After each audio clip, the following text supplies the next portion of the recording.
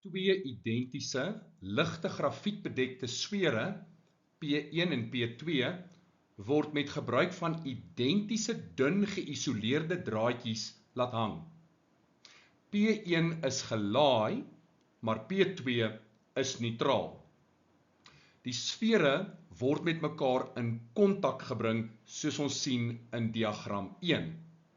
Daarna neem die sfere die posisies in, soos getoon in diagram 2.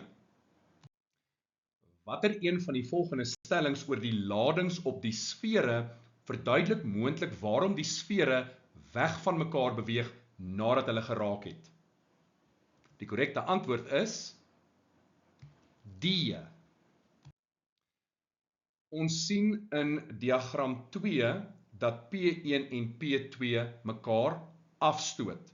So dit beteken die ladings van P1 en P2 in diagram 2 moet dieselfde teken hê. Of beide is positief of beide is negatief.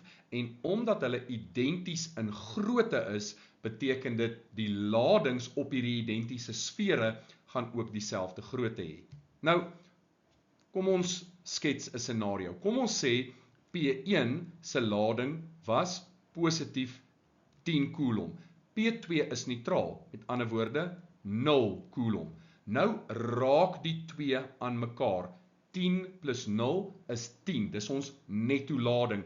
En dit word nou gelyk op verdeel tussen die twee. Met ander woorde, P1 se nuwe lading is positief 5 coulomb en P2 ook positief 5 coulomb. Gelyk in teken, gelyk in grootte en hulle stoot mekaar af. Alternatiewelik kon P1 minus 4 coulomb gewees het, P2 is neutraal 0 coulomb. Tel die twee bymekaar, minus 4 coulomb, deel deur 2, P1 se nuwe lading na skeiding is minus 2 coulomb en P2 die lading is ook minus 2 coulomb. Wat sien ons? Beide is negatief, beide is 2 coulomb, hulle stoot mekaar af. Identiese sfere, identiese grootte, identiese tekens. Ons soek dus 'n antwoord met identiese tekens, so dit gaan of A wees, waar beide positief is, of D, waar beide positief is. Dit kan nie B of C wees nie.